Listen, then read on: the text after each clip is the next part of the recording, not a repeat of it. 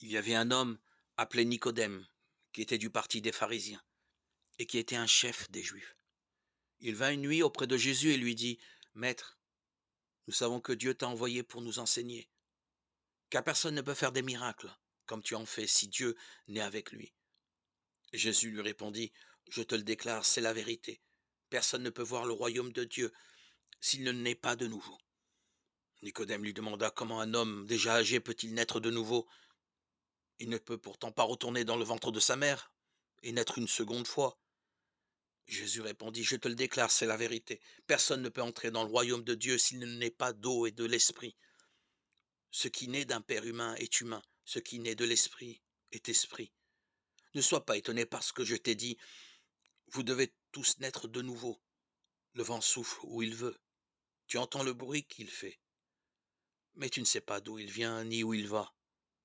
Voilà ce qui se passe pour tout homme qui naît de l'esprit. Alors Nicodème lui dit, Comment cela peut-il se faire?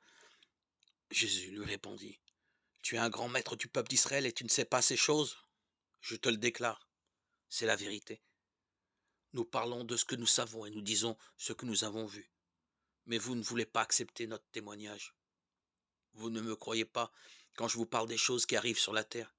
Comment donc me croirez-vous si je vous parle des choses qui arrivent dans le ciel? Personne n'est jamais monté au ciel, excepté le Fils de l'homme, qui est descendu du ciel. De même que Moïse a élevé le serpent d'airain sur un poteau dans le désert, de même le Fils de l'homme doit être élevé, afin que tout homme qui croit en lui ait la vie éternelle. Car Dieu a tellement aimé le monde qu'il a donné son Fils unique, afin que tout homme qui croit en lui ne meure pas, mais qu'il ait la vie éternelle. Dieu n'a pas envoyé son Fils dans le monde pour condamner le monde, mais pour que le monde reçoive le salut par lui. Celui qui croit au Fils n'est pas condamné, mais celui qui ne croit pas est déjà condamné, parce qu'il n'a pas cru au Fils unique de Dieu. Voici d'où vient la condamnation. La lumière est venue dans le monde, mais les hommes aiment mieux l'obscurité que la lumière, parce qu'ils agissent mal.